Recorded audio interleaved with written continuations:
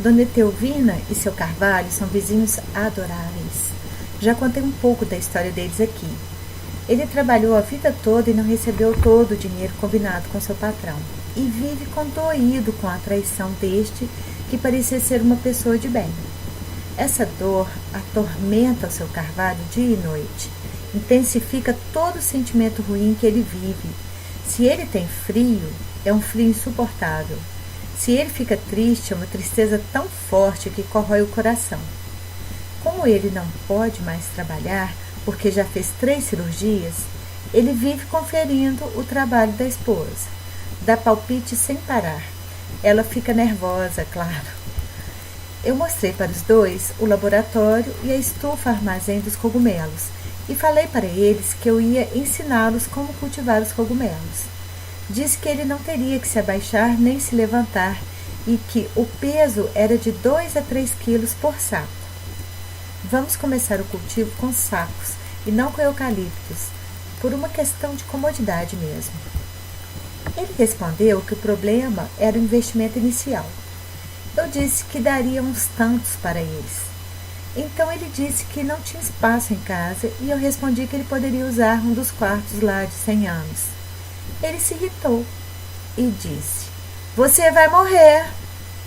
Eu levei um susto e respondi que ia sim, mas daqui a uns 30 anos e que até lá dava para cultivar cogumelo que não acabava mais.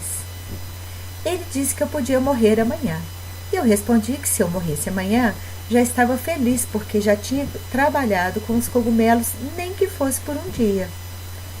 Eles foram embora e eu fiquei com uma pulga atrás da orelha.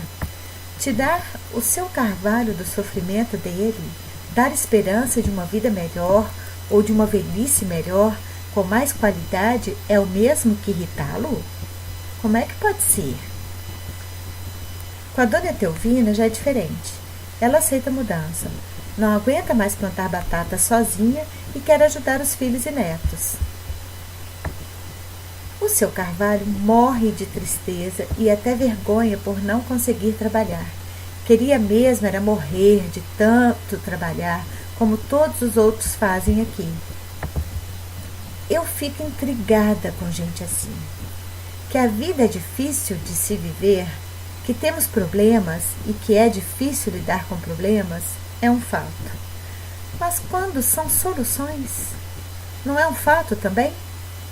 Na época da colheita das azeitonas, eles vieram para cá e colheram todas para nós. Levaram tudo e trouxeram as garrafas cheias de azeite. Não quiseram ficar com nada. Era colaboração de vizinhos. Queriam ensinar como se faz. Podaram todas as árvores também. Por isso, ele não estranhou a troca de favores e o nosso desejo de ajudar ensinando a cultivar os cogumelos. O que pegou mesmo foi o problema de reclamar.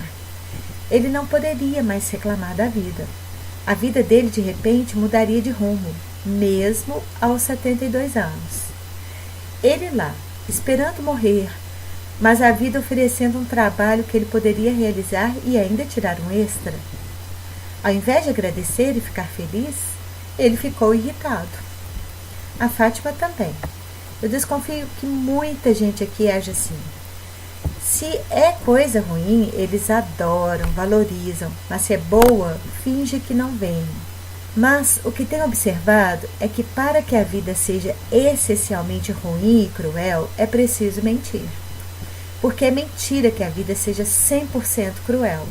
E quando uma pessoa quer valorizar um aspecto e só um aspecto, ela tem que negar todos os outros. Esse raciocínio vale também para aqueles que acham que a vida é só um mar de rosas e que nada de ruim pode acontecer. O Martin, por exemplo, a confusão geral aqui e o Martin com papo de é só olhar para a natureza que tudo se resolve. Ouvir isso 1 ou 2 vezes, vá lá. Mas o Martin falou umas 500 até a gente botar ele para correr. Que chatura! O certo, pelo menos para mim, é viver o que se tem para viver. Se é um problema, um sofrimento, uma falta, então não é rindo e negando o que está acontecendo que vai melhorar. Chorar é um bom remédio, mas não só.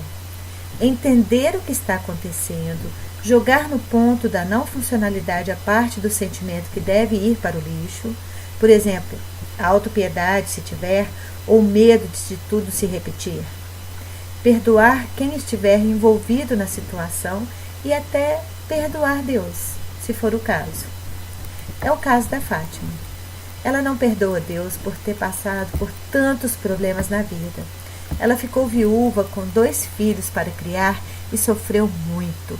Passou por poucas e boas para dar conta do recado. O problema é que, mesmo dando conta do recado, ela supervaloriza a parte ruim que viveu. Sorte nossa, porque temos acesso às tecnologias do Grabovoi. Jogar luz nestes sentimentos para poder seguir com o melhor da vida e não colocar fermento no pior. O seu carvalho vai acabar cultivando alguns cogumelos, nem que seja para comê-los. A Fátima, eu já tenho dúvida. Ela é quem decide, claro. Todos nós temos o livre-arbítrio para decidir o que vamos fazer das nossas vidas. Ela cuidou de algumas pessoas idosas ou incapazes e essas pessoas não valorizaram seu trabalho como ela esperava. Ela esperava da dona Hermínia, por exemplo, que ela lhe desse a casa onde morava, mas nunca pediu ou negociou, nunca nem reclamou se um pagamento estivesse atrasado. Foi sempre submissa, ouvia coisas e suportava outras que eram insuportáveis, mas aguentou firme. Aguentou firme por quê? Aí entra a pilotagem dela, que um dia ela me revelou. Eu quero, quando eu ficar doente, que cuidem de mim como eu cuidei das pessoas. Vamos por partes, porque tem muito caroço nesse angu. Quando eu ficar doente, é uma pilotagem. E a Fátima pilota maravilhosamente bem. Ela se dedica a ficar doente todos os dias. Trabalha mais de 15 horas por dia, de domingo a domingo, faça chuva ou faça sol. Tem dores pelo corpo e toma remédios para isso. Assim a dor passa e ela pode continuar o trabalho. Já tem um tempo que ela toma 2 comprimidos, porque senão a dor não passa. Anda torta de tanta dor, mas se orgulha das batatas plantadas. Eu venho acompanhando essas pilotagens e as ações para chegar ao resultado já há alguns meses, e agora tive a oportunidade de ver a mentira. Ninguém tem trabalho de domingo a domingo, entra ano e sai ano. Um dia ou outro não vai ter muito o que fazer. E com a Fátima não é diferente. Mas quando esse dia chega, ela inventa que precisa ajudar alguém ou que quer vir aqui plantar batatas.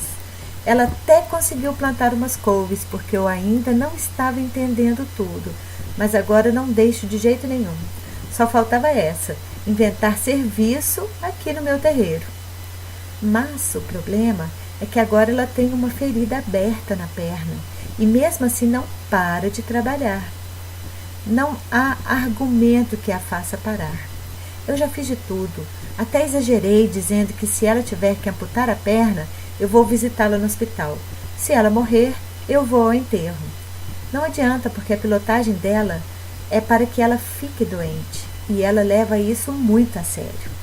A pilotagem completa é que quando ela ficar doente, que alguém cuide dela como ela cuidou das pessoas. Ela acha que foi uma pessoa paciente, responsável, amorosa. E foi mesmo, eu não duvido. Mas a comunicação mais forte, e essa ela não presta atenção, é que ela suportava o insuportável, pensando que seria recompensada com uma dívida de gratidão. No caso da dona Hermínia, por exemplo, ela esperava que a dona Hermínia desse a casa daqui, dessa aldeia para ela, mas a dona Hermínia deixou para a família que ela odiava tanto.